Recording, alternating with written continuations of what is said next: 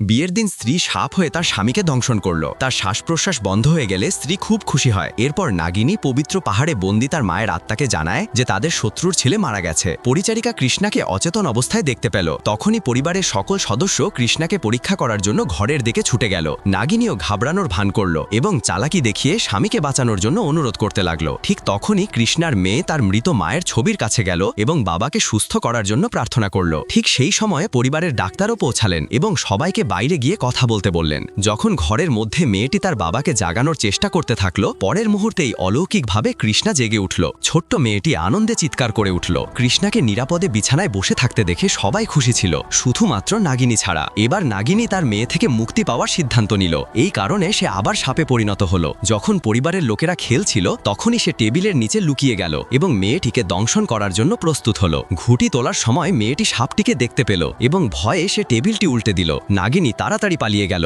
সবাই তার পিছনে ছুটল। ছুটতে ছুটতে কৃষ্ণা লাঠি দিয়ে আঘাত করল, যার ফলে সে আহত হলো। তাই কৃষ্ণা রক্তের দাগ অনুসরণ করে দেখল যে দাগগুলি তার স্ত্রীর ঘরের দিকে যাচ্ছে। ঠিক সেই সময় নাগিনী মানব রূপে পরিবর্তিত হয়ে নিজের ঘরে ফিরে এলো। সে তাড়াতাড়ি দরজা বন্ধ করে দিল। সবাই বাইরে দরজায় ধাক্কা দিতে থাকলো। নিজেকে বাঁচানোর জন্য নাগিনী ফুলদানিটি ভেঙে ফেলল। তারপর ধীরে ধীরে দরজা খুলল। সবাই ভেতরে এসে সাপটিকে খুঁজতে শুরু করলো। তখনই নাগিনী মিথ্যা বলল যে সে এই মাত্র তাকে জানালা দিয়ে পালাতে দেখেছে। কিন্তু কৃষ্ণা জানালার আশেপাশে কোনো রক্তের দাগ দেখতে পেল না। তখনই শাশুড়ি নাগিনীর পায়ে আঘাত দেখতে পেল। শাশুড়ির অদ্ভুত দৃষ্টি দেখে নাগিনী মিথ্যা বলল ফুলদানি ভাঙার কারণে এটা হয়েছে।